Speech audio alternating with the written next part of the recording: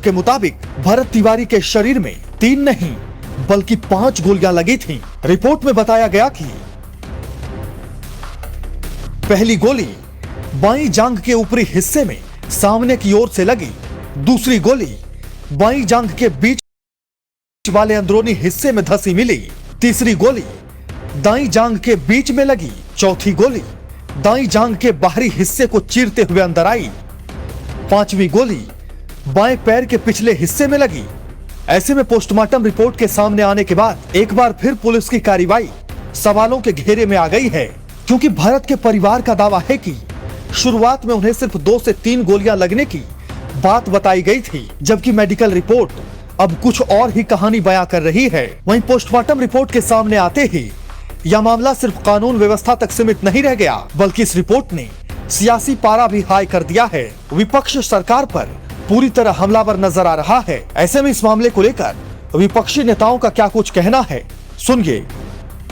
इस घटना में जो भी पुलिस वाले हैं उनकी तत्काल गिरफ्तारी होनी चाहिए और उनको फांसी की सजा कराए। फास्ट ट्रैक से सरकार तुरंत उनको फांसी की सजा कराए, मेरी मांग। कहती है सुशासन की राज, बीजेपी कहती है सुशासन की राज। अगर ये सुशासन का राज है, चुन चुन के लोगों को मारा जा रहा है और चुन चुन के ब्राह्मण समाज के लोगों को टारगेट करके मारा जा रहा है भाजपा की सरकार में, उत्तर प्रदेश, बिहार, जहां पर भी इनकी सरकारें हैं, तो ये सुशासन नहीं कुशासन है और जंगल राज चल रहा है। जंगल का राजा एक आदमी दिल्ली में बैठा वही राज कर रहा है। 3 गोली तो घटनास्थल पे ही लगी है उस लड़के को, और 2 गोली जो उसके प्राइवेट पार्ट में मारा गया है वो गाड़ी में मारा गया है, वो सटा के पिस्टल के द्वारा मारा गया है गोली, दोनों गोली।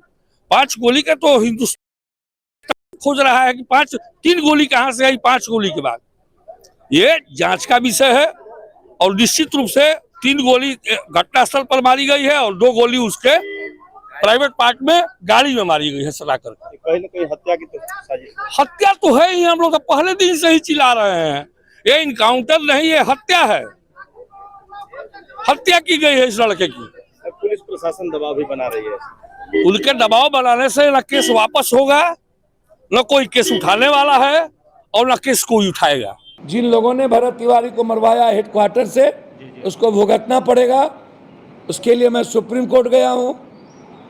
रिशु सिन्हा श्रीवास्तव में आनंद किशोर हो, चाहे वो क्लीन चिट मिल जाए, चाहे धर्मेंद्र हो, चाहे संतोष मल हो, उसे जेल जाना ही पड़ेगा।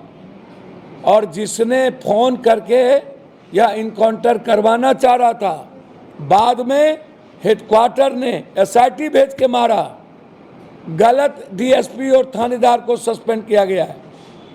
हर परिस्थिति में जिसने हेडक्वार्टर में बैठ के मरवाया है उसको जेल जाना पड़ेगा। इसमें सरकार का हाथ है। और जो सिटिंग जज की इंक्वायरी की बात करी है, सिटिंग जज की इंक्वायरी क्या होती है? सिटिंग जज तो भाई आपने सबने पता है, कोई MLC ले जाए, रिटायर्ड जज, कोई MLC बन जाएगा, कोई राज्यसभा चला जाएगा।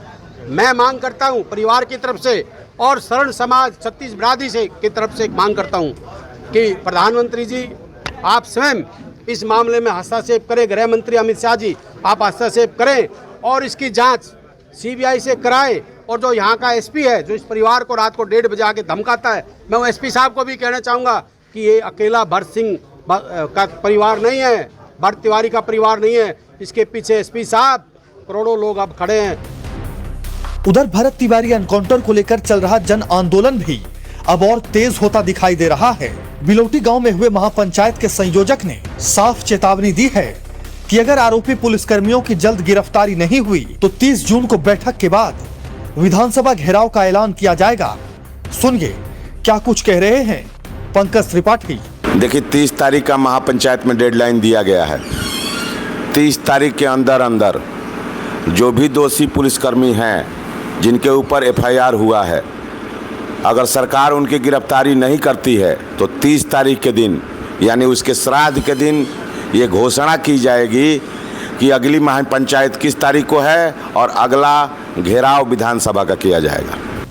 वहीं पोस्टमार्टम रिपोर्ट आने के बाद भरत तिवारी का परिवार खुद को सही साबित होता देख रहा है। परिवार का कहना है कि वे शुरुआत से ही पुलिस की कहानी पर सवाल उठा रहे थे और लगातार कह रहे थे कि भरत के शरीर पर 2 या 3 नहीं बल्कि उससे कहीं ज्यादा गोलियों के निशान थे। अब पोस्टमार्टम रिपोर्ट ने उनके दावे को और मजबूती दे दी है। भरत के भाई चंदन तिवारी का आरोप है कि सच को दबाने की कोशिश की गई, लेकिन मेडिकल रिपोर्ट ने कई सवालों के जवाब खुद ही दे दिए हैं। जी ये तो मैं तो पहले ही से बता रहा था, हमारी पूरी जनता बता रही थी कि 5 गोली मारी गई है, और जहाँ तक कि पुलिस वाले झूठ बोल रहे थे, तो देख लीजिए रिपोर्ट के, मतलब जो भी है दूध का दूध और पानी का पानी हो चुका है। पुलिस वाले झूठ बोलते हैं। पुलिस बोल रही थी कि 3 गोली वहाँ लगी है, नहीं, और ये 5 गोली कहाँ से है? गाड़ी में मारी गई है। बोल तो रहे हम लोग पहले से ही बोल रहे हैं, सच्चाई बता रहे हैं, लेकिन पुलिस वाले झूठ पे झूठ बोले जा रहे हैं।